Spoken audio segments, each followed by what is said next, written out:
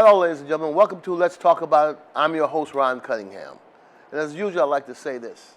I'd like to thank the media class of Mr. Strangios, who does a wonderful job in filming and producing this show. And as always, I'd like to thank the superintendent of schools, and I'd also like to thank the Board of Education, as well as all the people that are involved in the operation of this great institution, the Niagara Falls City School District.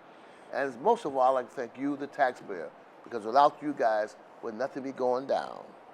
So today I have a great guest for you. I've known her for quite some time, and she's a very industrious young lady. Wasn't hard to raise. Oh, cool. By the way, it's my daughter, Rhonda. Yeah. Baby, it's Tally now. How you doing? I'm well today. How are you? Nice to have you on the show. Good. Thanks for inviting me. Very, very well this morning, my dear, if I do say so myself. You could tell them a bit about yourself before we get started, what you do and all that.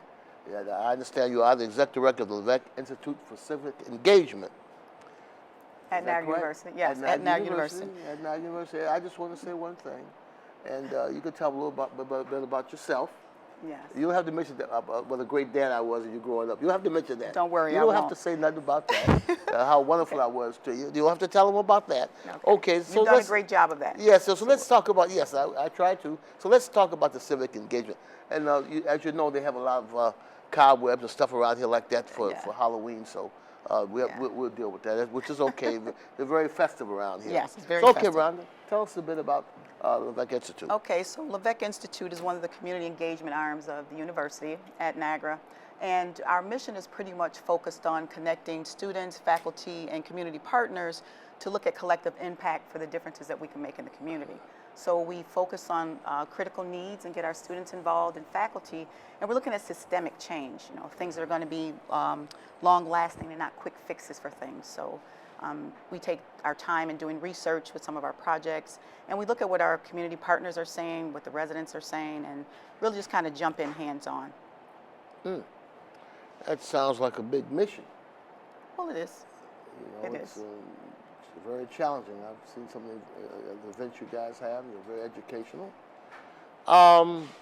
Let me ask you this. Because that's a big mission, I have an important question for you. Okay. How do you fund it? Where do you get your support from? And all that kind of stuff? Well, for all the programs that we have, we're fortunate to have a lot of generous donors and supporters, contracts, and a lot of grant writing. So as you know, a lot of my career has been very grant-based. Most of my career has been based on grant-funded programs. And we do have a lot of grants in Levesque, but we have generous donors as well. And we work with a number of foundations to actually support our mission. So we have a number of organizations, foundations, as well as individual donors that support our work. Okay. Can you share with me and the listening audience, some of the programs that are making a difference now that you're presently working on? Sure. We have a number of them. Well, first of all, we work under 4 different pillars. So we do a lot of the work. It's driven by the 4 pillars that we have established. So those pillars are birth through 12 education. They are also community outreach, health and wellness, and then revitalization. And a lot of that revitalization is focused right here in the city of Niagara Falls, particularly in the south and north ends of town. So that's Levesque, your focus? That's our focus in Levesque. So there's a lot of work that's being done throughout Western New York when we work with our students and faculty and our partners, but most of the work that we're doing in Levesque is really focused on those 2 ends of town. Okay. I know you've done a lot of programs in the past. My question is, what is your focus, your real focus around on what you're doing? I see you do a lot with literacy and stuff like that. Tell us a bit about that.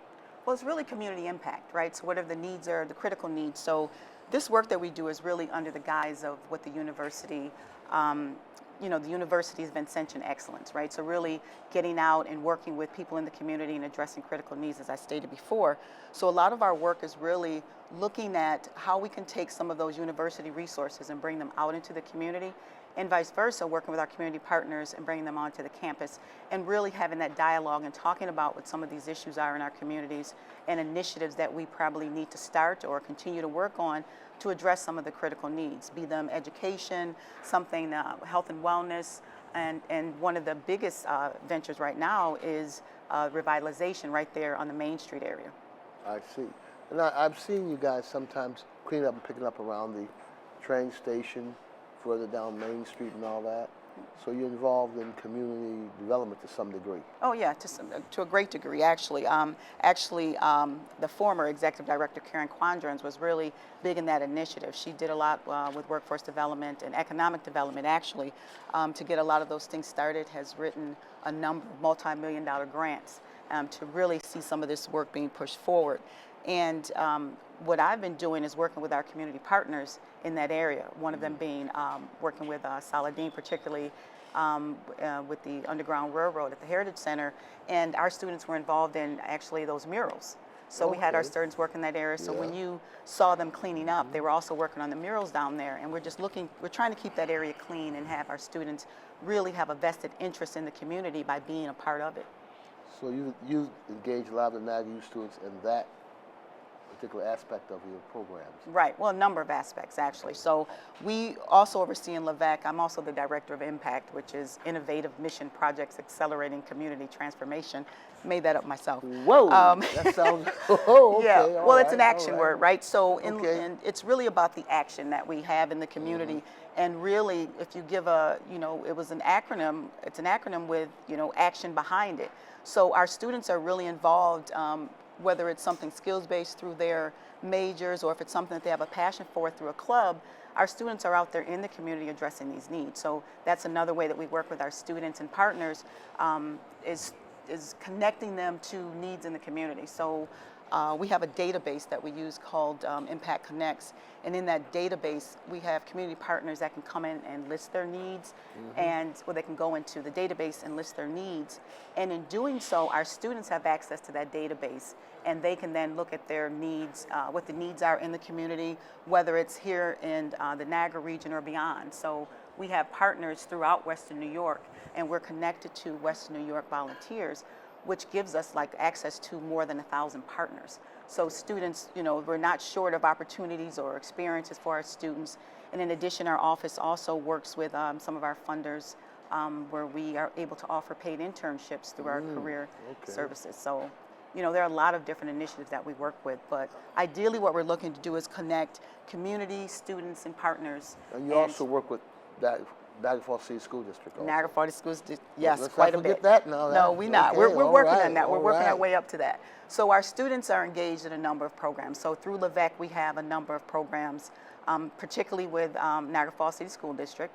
And those programs they've been long-standing programs. So Niagara University has been a long-standing partner with Niagara University.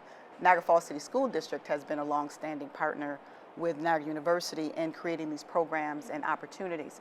And what's great is that we have a contract with the district that allows us to have an early college Smart Scholars program, which is a 4-year program for our students. So students enter in 9th grade and we follow them through 12th grade and really try to create pathways for those students so that they are prepared post high school for post-secondary opportunities.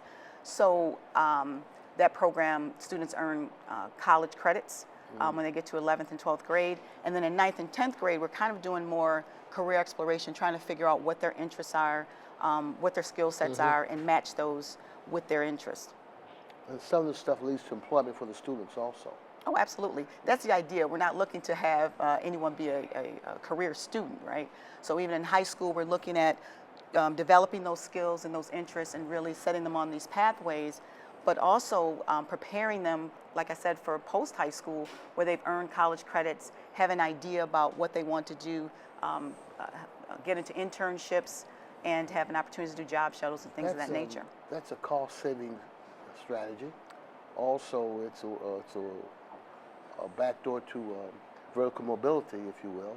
Absolutely. And I've watched students, I've worked alongside some of them, but there's also an economic impact. There's like a $3 million impact from my research that they actually provide to the community. Absolutely. So our students, there is an volunteerism. economic impact to service learning and volunteerism. So, and that's not something that we made up. That's something established through the federal government. And our students, if it's something skills-based, it's calculated at a particular dollar per hour. And if it's something that's not skills-based, it's calculated at another hour. So what we do with this Impact Connect system is that we gather all of the service hours that students have participated in. So whether it's through service, a club, or even a course. So we also collect that experiential learning if it's connected to a college course. And then we look at the economic impact value of all of that service and what it has on the community. So it's been great to see that grow. Initially, when I came in, I think there was like a $1 million economic impact. And over the years, we've seen that grow. And that simply came from opportunities that we've created with our partners and really getting the students to understand the value of their time and how that helps different communities. So creating those innovative projects for students, doing things that are research-based, and really, like I said, looking at systemic change is what we're trying to make. So that takes time. So we're helping our students to go from more of a charity mindset to really looking at collective impact. Well, I'll say this. I've seen them in operation, and they really work, and they seem to be enjoying what they do. And I feel better that I know something's come along that's going to be community engagement for our students. Well, we're also trying to grow future leaders, right? So that's the whole idea, is getting them out there and understanding, civic responsibility, understanding their skill sets and growing those, but also really what we want, we don't want our students going away, right? We want them to have a vested interest in our community so that they stay here and grow the city, our communities, and even programs. Right? Well, it's always good to grow your own. That's absolutely. That way you know what you got, you know how you set it up, you know how it's supposed to work. So that's great. Now, you have something coming up relatively. We always have something coming up, yes, right? Yes, I've been to them, and what I like about you, aside from giving them valuable information and get them on the right road, you also have a nice little meal that you give sometimes, and that's great too. You got something coming up by the Early Childhood Summit. Could you tell us a bit about that? So that's a summit. That summit is actually geared towards working with our educators as well as parents and families and our students. So the focus is looking at our early learners and making sure that we're really setting that foundation early for learning. And we have a number of workshops. We're working with our college professors as well as some of our community partners to really address the needs and the interests and we came up with some great topics that educators have been talking about, parents have been talking about, and we were listening. So we have a couple of workshops, things like neurodivergent learners, milestones, and developmental milestones, but also looking at, the parental engagement, right? What do parents need? What tools do they need? What tools do we need to give our young people as they grow so that they can be successful, not just in education, but in lifelong? So you're seeking parental involvement also? Oh, absolutely. In these endeavors? Oh, absolutely. Okay. Now, Lisa's not here today. That's your operations manager? Yes. Oh, that's my buddy. Tell us a bit about what you're trying to do with this situation you got coming up now, with the summit, the date and time. Oh, sure. So, which I will be attending, by the way. Yes, thank you very much. So we're looking to get, like I said, educators in the room, our community partners, as well as our students and parents in the room to really have these conversations and to look at what do we need to do to prepare our youngest learners, right? But also in doing that, what do we do to help our educators professionally? What can we offer for them? And then also parents so that they continue that learning at home. And even though it's really the summit is focused on early childhood education, we're really just looking at education in general and strengthening that foundation. How do you describe early childhood education? What is that? Well, we're looking at birth through age, I'd say birth through second grade, right? So maybe birth through age 8. So normally people talk about early childhood, and sometimes they talk about like pre-K, birth through 5, things of that nature. But we really started thinking about, we look at second grade and you look at those milestones and things that are happening by the time they're in second and third grade. If they didn't get that foundation, that critical literacy that they need to build that strong foundation for learning, we really see them start to fall off in third and fourth grade. So we need to really... It has a negative impact if you don't catch them at the right time and really... And that's when a lot of people talk about the, like the prison pipeline and things of that nature really starting in third grade. So we're looking at, when a child is born, up through maybe to second grade, what are some of those skills that we should be building for those students, and really helping the parents understand child development as well. Not that our parents don't, but really how can we really better support our parents in learning. I mean, it's people are busy, and not that, and we want to make sure our parents have what they need and are supported in the way that they need to be supported to help their children flourish. I think that early childhood development matters. And could you tell us why you think it matters? Well, again, as I was saying, it's really that foundation that needs to be built. If our children aren't learning to read, if they're not reading at level, they tend not to be able to catch up as they, transition from grade to grade. And so what we want to do is make sure that they have those basic skills and their strong skills so that they can continue to grow. And we want them to be critical thinkers, right? So we want them to be able to critically think, make good decisions, but also enjoy learning. So that's the other piece too, is how do we instill a love of learning in our youngest learners, but also how do we help to carry that through as they transition, as I said, from grade to grade. So that involves everybody, right? So that's not just the educator's responsibility, it's not just a parental responsibility, and even our community-based organizations have some responsibility in that through the program that they offer, maybe in their after-school programs or before-school programs. So it's really, again, a collective endeavor that we look to really strengthen the education system in itself, and that system involves all of us. Now, who are some of the partners involved in this endeavor? Some of your partners. Now, you've got a lot of them. We do. As I said, we have a database that has 1,000 partners, but our local community-based organizations, we work with the Boys and Girls Club. We work like NOAA. We work with them. We work with some of the churches to have programming. We have a partner. And our group, the Jewish Prevention Program. Yes, all of them. So I think everyone's a partner. I think it'll be easier for me to just say that everyone's a partner.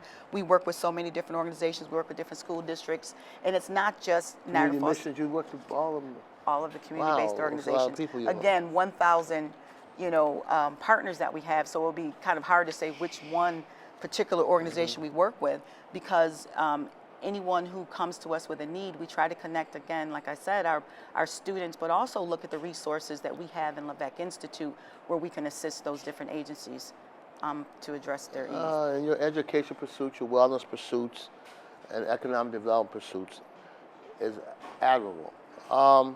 What I'd like to say that I am inspired by what you're trying to do, and of course, my group will do all they can to assist you in this, but you have something come up rather quickly, rather this week.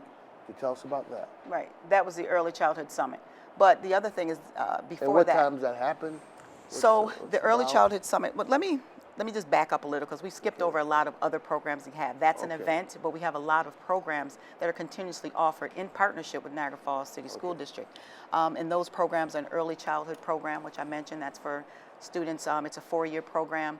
But we also have an esports program, and that's for students that are more interested in like the programming aspect, computer programming, computer information systems, and like the digital literacy, we'll say that, and careers in computer let me programming. Say this. We are a media-oriented society now.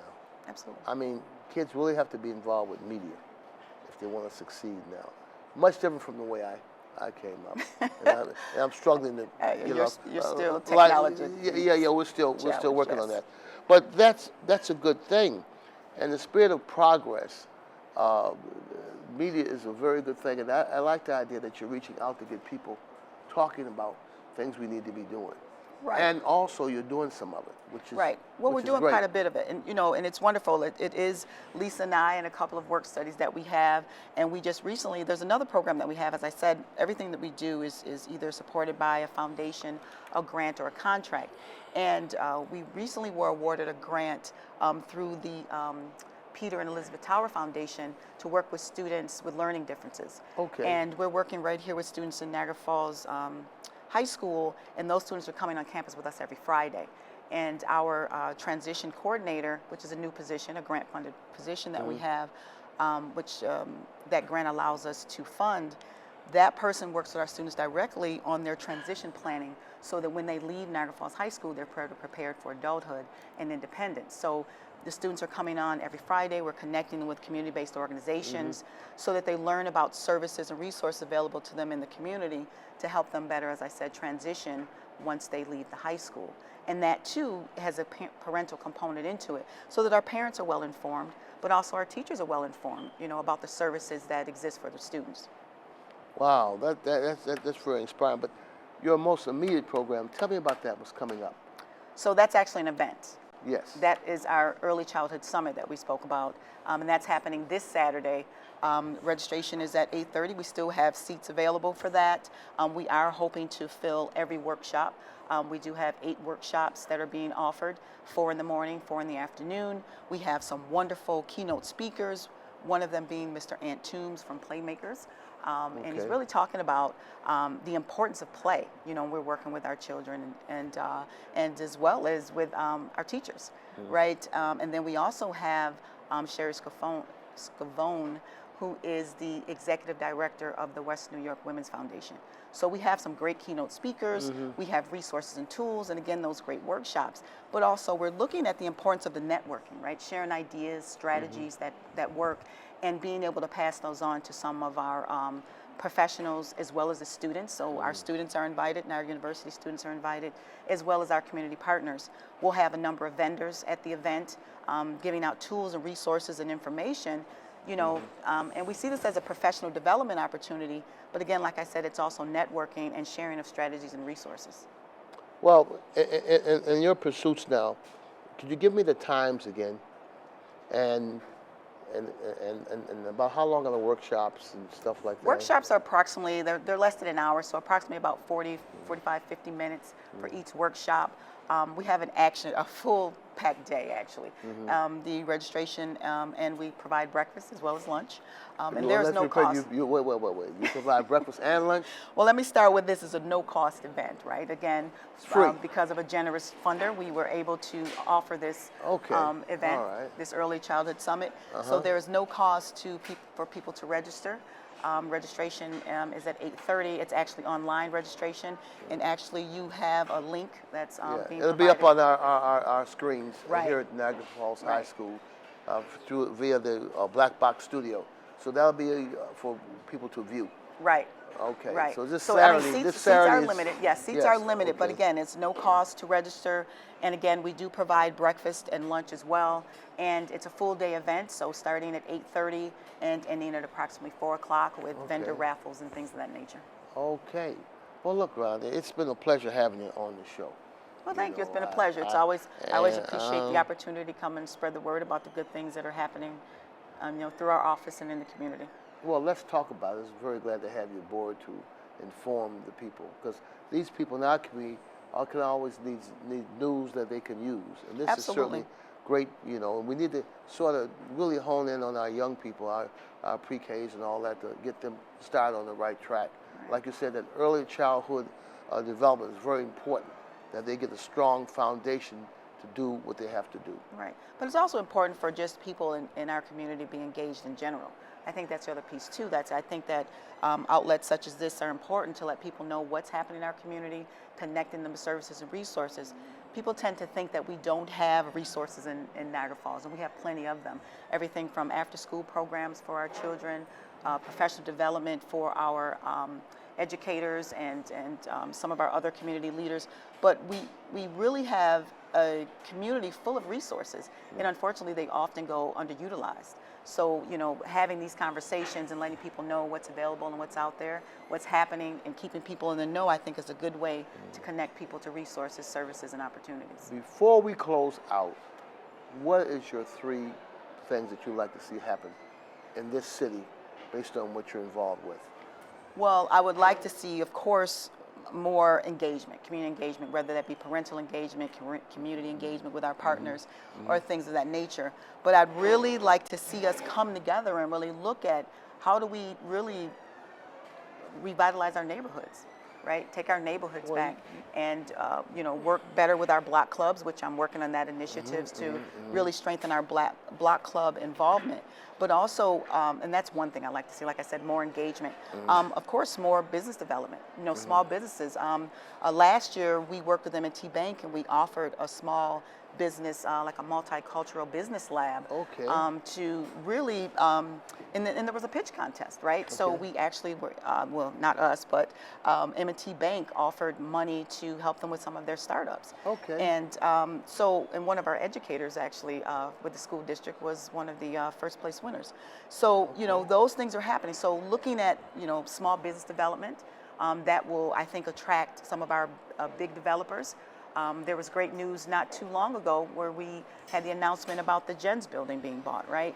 And Oh, other that's been development. bought now, the Yes. building? Okay. Yeah. So, you know, looking at that development. So, you know, pockets of our city are being developed, but it takes for us, more of us to be involved, and I think working collaboratively Takes together. time, It money, takes and time. activism. It does. Okay. It takes Well, all listen, those things. It's been a pleasure having you on our show. And, thank you very much. if you like the community, I encourage everyone to get out and see what's going on in our community. And it's nice to know we have people like you, Lisa, and your operations manager, Lisa, right? You've got another person coming aboard to help Yes. you now? So Dreana, she's our. Oh, Dreana, yes. Dreana, yes. you saw her, met her over the very, summer. Very active young lady. Yes, Yeah. so she's actually a senior social work major at Niagara University, but she's Okay. also our part-time Yeah. transition program coordinator. Very So, enlightened young lady, along yes. with Lisa. Yeah, Yes, okay. working closely with our students. So just think that's the three of us holding down all of this action that's Yes, happening. yes. You know, these operations rather happening through Levesque Institute. And we're happy to do it. Like, again, this happens with partnerships. We're not doing this alone or in silos. We're working with other departments across the campus. And we're really just trying to push out that Vincentian mission, which is working with communities and working with the most vulnerable populations. I think it's very much needed. And it's been a pleasure, Medora, to have you aboard. Thank you very Papa much. was proud of you. Well, thank Ladies you and very gentlemen, much. that's it for today. I'll be seeing you a little later on some other stuff. So bless you all and have a great day. And remember, salt and sugar may look alike, but it's not the same. So have a blessed day. Bye-bye.